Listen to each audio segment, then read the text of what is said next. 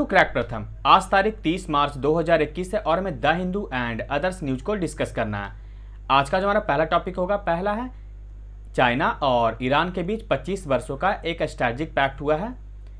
दूसरा है Kolkata 8 theatre road का इतिहास क्या है। थर्ड, एस्टेरॉयड एपोफिस के बारे में जानेंगे। और चौथा है जेश्वरेश्वरी काली टेम्पल के बारे में।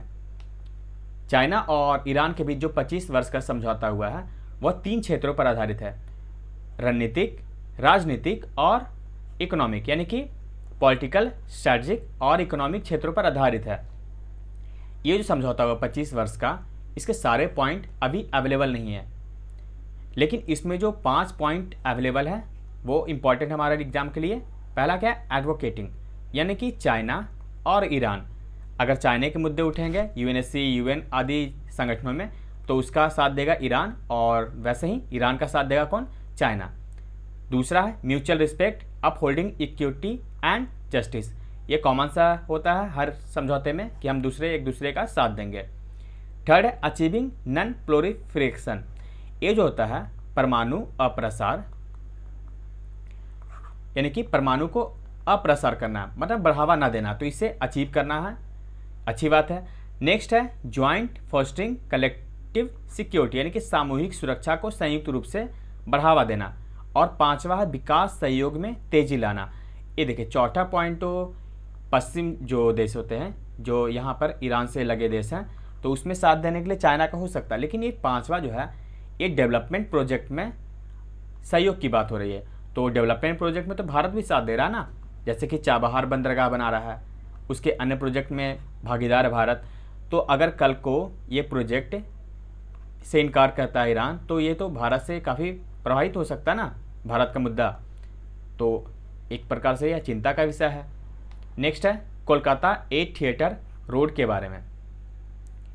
इसे जानने से पहले हम जानते हैं ये जो वर्तमान में भी क्या चल रहा है।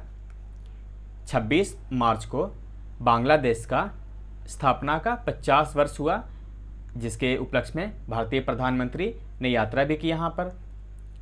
हुआ क्या था कि वर्ष 1970 में पूर्वी पाकिस्तान और पश्चिमी पाकिस्तान में इलेक्शन होते हैं, है ना।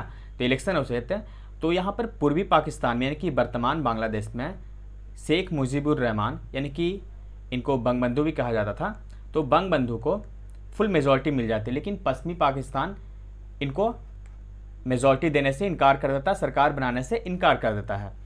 और इसके बाद क्या होता है कि 26 मार्च 1971 को ये मुजीबुर रहमान क्या करते हैं कि बांग्लादेश की स्वतंत्रता की घोषणा कर देते हैं। उसी दिन इनको गिरफ्तार भी कर लिया जाता है, और इस देश में, यानी कि पूर्वी पाकिस्तान में, दंगे पूरे तरह से फैल जाते हैं। पश्चिमी पाकिस्तान का काफ़ी जुल्म यहाँ पर होने लगता है। तब ये मुक्ति वाहिनी एक सेना बनाई जाती है, ये गुरिल्ला सेना थी बंगालियों की यहाँ पर। इसके अलावा लगभग 1 करोड़ जो बांग्लादेशी थे बंगाल में शरणार्थी के रूप में आए, और यहीं पे लग रहा था कि पूरा बांग्लादेश यहीं बस गया है। 26 मार्च 1971 को जैसा कि इनको गिरफ्तार कर लिया जाता है। इसके बाद 17 अप्रैल 1971 को भारतीय सीमा से सटे एक गांव था बैदन थाला, जो कि पूर्वी पाकिस्तान यानी कि बांग्लादेश में ही है। वहाँ पर ये जो सरकार, जो मेजॉरिटी इनको मिली थी, ये खुद ब खुद सरकार बना लेते हैं यहाँ पे, जिनका नाम था अवामी लीग। और उस समय चूँकि शेख मुजीबुर रहमान को गिरफ्तार कर लिया गया था, तो उस समय इसको जो हेड कर रहे थे सैयद नजरुल, और वही राष्ट्रपति भी बनते हैं, एक्टिंग राष्ट्रपति, और प्रधानमंत्री ताजुद्दीन अहमद, जो कि प्रधानमंत्री। इसके अलावा 5 अन्य बनाए गए थे, जैसे कि Mansoor Ali finance minister, Khandekar Mushtaq Ahmed foreign minister, Qamaruddin home minister, और कर्नल एमएओजी ओस्मानी जो थे वो कमांडर इन चीफ थे मुक्ति वाहिनी सेना के। इस मुक्ति वाहिनी सेना को भारत के द्वारा भी काफ़ी समर्थन किया गया था, और भारत के द्वारा ट्रेन भी किया गया था, यानी कि प्रशिक्षण दिया गया था भारत सरकार के द्वारा। इसके बाद ये जो है ये बैदन थाला, इसी के पास कोलकाता में 8 थिएटर रोड एक है, वहीं पर इन्होंने अपनी सरकार चलाई। यानी बांग्लादेश में जब माहौल काफ़ी अशांत हो गया, तब ये बैदन थाला से कहाँ पे आ गए, 8 थिएटर रोड में, और यहीं पर एक अंतरिम सरकार चलाई जो कि कलकत्ता में था। यहाँ पे ये जो 8 थिएटर रोड है और विंदो घोष, आपको पता है इनका इतिहास के बारे में, तो इनकी जन्मस्थली भी है। आज ये जो 8 थिएटर रोड है उसका नाम अब बदल चुका है और इसका नाम अब शेक्सपियर शारानी रोड कर दिया गया है। तो इसके बारे में ये छोटा सा इतिहास था इंडियन एक्सप्रेस में। नेक्स्ट है एस्ट्रॉयड एपोफिस के बारे में। पहले कहा गया था कि ये जो है 2029 या 2036 में ये पृथ्वी से टकराएगा, है ना, लेकिन ऐसा नहीं हुआ। नासा के द्वारा कहा गया कि अगले 100 साल में यह नहीं टकराएगा। एक और संभावना थी कि 2068 में तो पक्का टकराएगा, लेकिन उसके बाद भी ऐसा कहा गया नासा के द्वारा कि नहीं, अभी फ़िलहाल 100 वर्ष तक इसे टकराने की कोई संभावना नहीं है। यहाँ पे आप देख सकते हैं ये एस्ट्रॉयड इस प्रकार से।